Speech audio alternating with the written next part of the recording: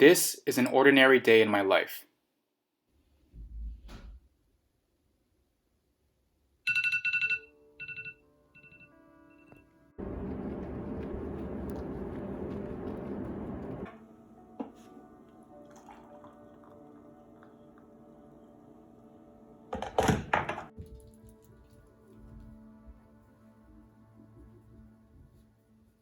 For my father, these ordinary clips would have looked like a science fiction movie.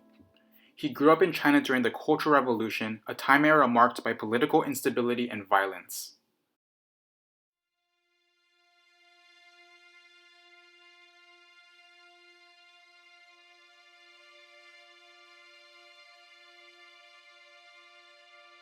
To provide some context, the Cultural Revolution was initiated by Chinese Communist dictator Mao in 1966.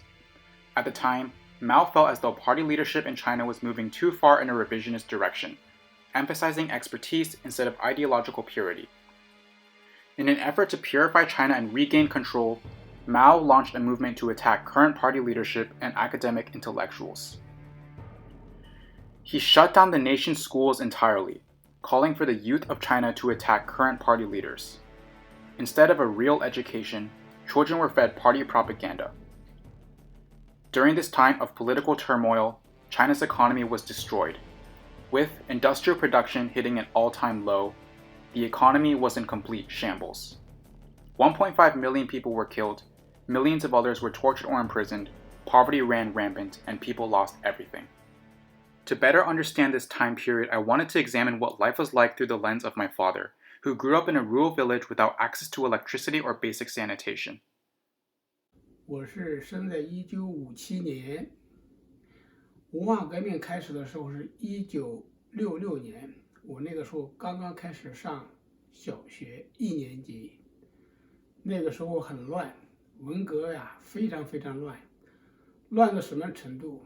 全国开始打、砸、抢，后来干脆学校关门，学生回家，没事干。也不是没事干，我是乡下人，乡下的孩子呢要去农田劳动，参加劳动，帮助父母亲在田里种田，收割麦子、种玉米、收红薯这些东西。总之，从1966年开始到1976年结束，大概10年文革结束，那个乱呐，整个上下乱套了，全国瘫痪，所有的工作停顿。从现在看来呀，那个时候不可想象，不知道共产党怎么搞的，现在好多了。I can only begin to fathom what he endured through my pure imagination and crude reenactments.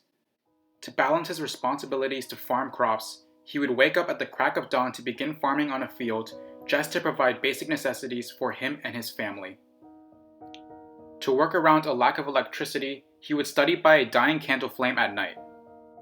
To work around the constant feeling of hunger, he would read books to take his mind off the pain.